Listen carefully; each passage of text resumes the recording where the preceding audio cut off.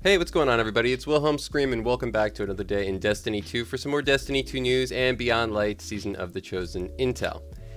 In today's video, I'm pretty excited to share. I have actually been waiting for several weeks to actually post this, hoping that this particular day would finally arrive, and it actually has, and it actually is even better than I hoped. Because today starts a week of double loot from the Nightfall Ordeal. And the Nightfall Ordeal is finally the new/old Fallen Saber strike. And this strike was probably one of my favorites in D1 because, you know it had an amazing glitch that allowed you to bypass several sections of it. The Warsat section, as well as a way to sort of get to the final boss room in half the time. And it hasn't changed. Well, a little bit, but we'll get to all the information regarding how it has changed and how it can be best used in just one second. But first, I just want to remind everybody I'm still doing the giveaway on my YouTube channel. The next one will be at 50,000 subscribers.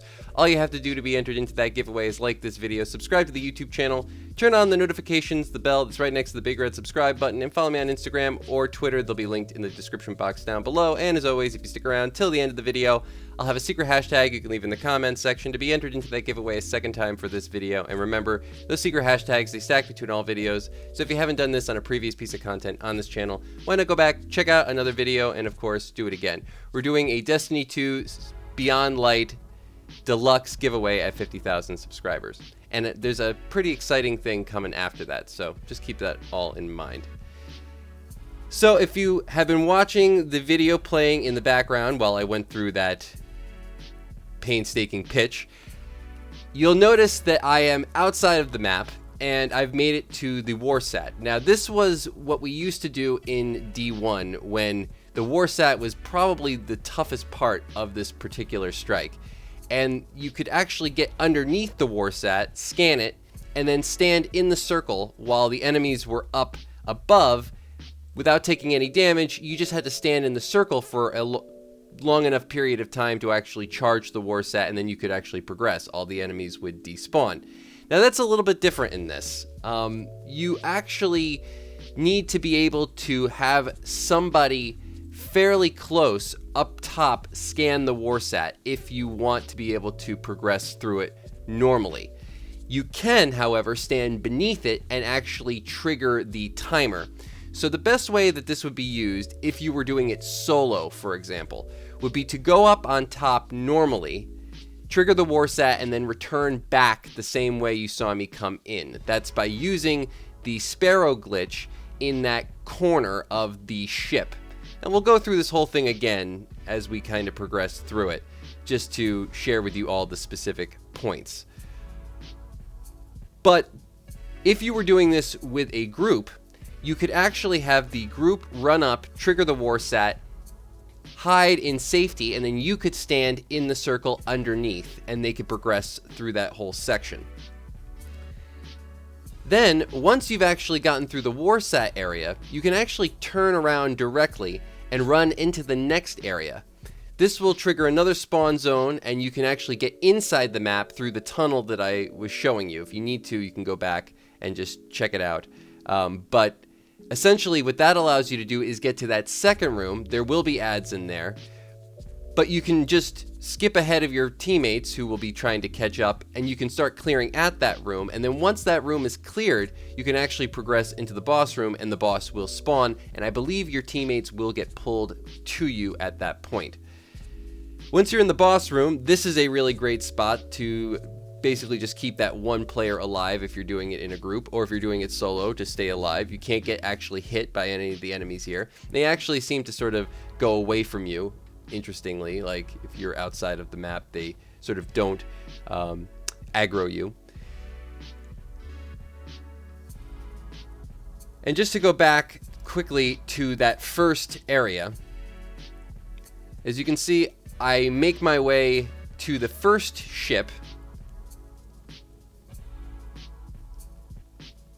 and I'm just going to wedge myself right between this wall and this object. I'm not really sure what you would call that object, but there's a little sort of grate that you can sort of jam your Sparrow underneath, and then you can just dismount your Sparrow. I will say that this is much easier done on PC when you can cap your frame rate. If you cap your frame rate at 30, you'll have no problem getting through that barrier the first try. On Xbox or the consoles, if it's an older console, anything that's capped at 30 frames, it's probably going to be very easy. Anything that's not, so the Xbox S or Xbox X or the new PlayStation 5, those are probably going to have a little bit more trouble because you're natively at 60 frames. But still, all of these clips were recorded on an Xbox. They just take a little bit more finesse, that's all I'll say. Maybe a little bit more patience. As you can see, there's a rock there that I sort of jump up on before I jump around that corner and then onto this rock, where I then land and trigger the next checkpoint. You can actually move over to this rock to the right if you want to, but if you're trying to make it to the Warsat, you have to sort of hug the wall here. Otherwise, you might get triggered into the next load zone, and your teammates actually have to complete the Warsat 2-man, which isn't that big a deal, I will say, because you can actually then still progress into the next zone. Like I said, once you've gotten the Warsat out of the way, you just turn around, head back down that hill, and you'll trigger the next load zone for the mines. You'll then make your way across the big plateau sort of towards those two peaks that you can see sticking out there. There's a couple of invisible walls, but they're fairly easy to make their way around if you just stay to the left. You can see I kind of hit one here, but then I just turn to the left a little bit, drop down.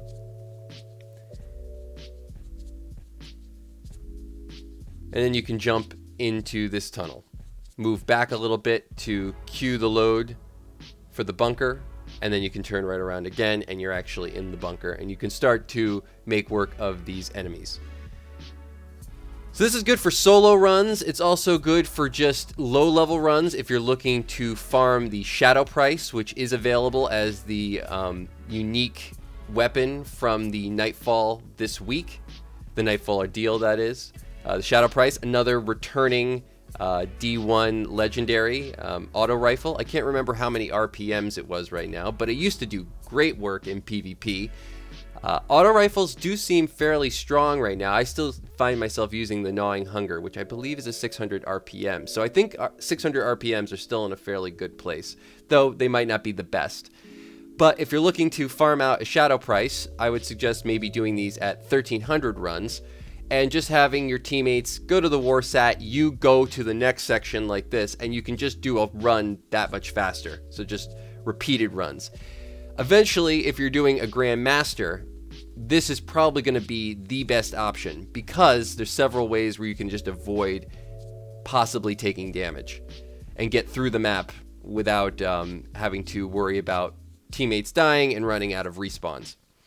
At 1330 or 1270, it might not be as necessary at 1270. At 1330, I would say it's actually a really good method, but keep in mind that that's probably going to be the one where you want to stand underneath the Warsat yourself if you're that third man glitching out of the map, because your teammates are going to have a hard time two-manning it at 1330. So thanks so much for watching all the way till the end of the video. Hopefully you found this information helpful. I was very excited to bring it to you. I found this a while back. As soon as I actually found out that this strike was returning, I was super excited to try this glitch out again and see if it had changed. It has not. Another little added bonus, if you didn't see in the beginning, there is an actual old dead ghost still hidden underneath.